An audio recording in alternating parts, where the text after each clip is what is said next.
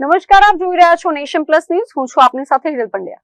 ભાવનગર જિલ્લાના મહુવા તાલુકામાં ફોરેસ્ટ વિભાગની ઘોર બેદરકારી સામે આવી છે, જ્યાં ઇલેક્ટ્રિક શોક લાગવાના કારણે એક સિંહણે પોતાનો જીવ ગુમાવ્યો છે.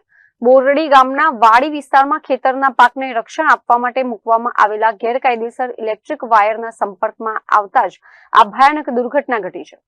મહુવા તાલુકાના બોરડી ગામે આવેલ એક ખેતરમાં મકાઈના પાકને પશુઓથી બચાવવા માટે ગેરકાયદેસર રીતે ઇલેક્ટ્રિક શોકનો વાયર મૂકવામાં આવ્યો હતો.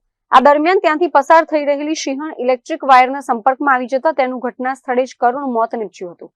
ઘટનાની જાણ થતાં જ પાલીતાણા શેત્રુંજી ડિવિઝન હેઠળ આવતા વાઇલ્ડ લાઇફ વિભાગના અધિકારીઓનો કાફલો સ્થળ પર દોડી આવ્યો હતો. બનાવ અંગે ઊંડાણપૂર્વક તપાસ કરવા માટે એફએસએલની ટીમને પણ સ્થળ પર બોલાવવામાં આવી હતી. સિંહણના મૃતદેહને પેનલ પોસ્ટમોર્ટમ અર્થે ખસેડવામાં આવ્યો છે. વન્યજીવોની અવરજવર ધરાવતા વિસ્તારમાં ખુલ્લેઆમ ચાલતી આવી બેદરકારી સામે લોકરોષ જોવા મળી રહ્યો છે અને વન વિભાગ દ્વારા આ મામલે કાયદેસરની તપાસ હાથ ધરવામાં આવી છે.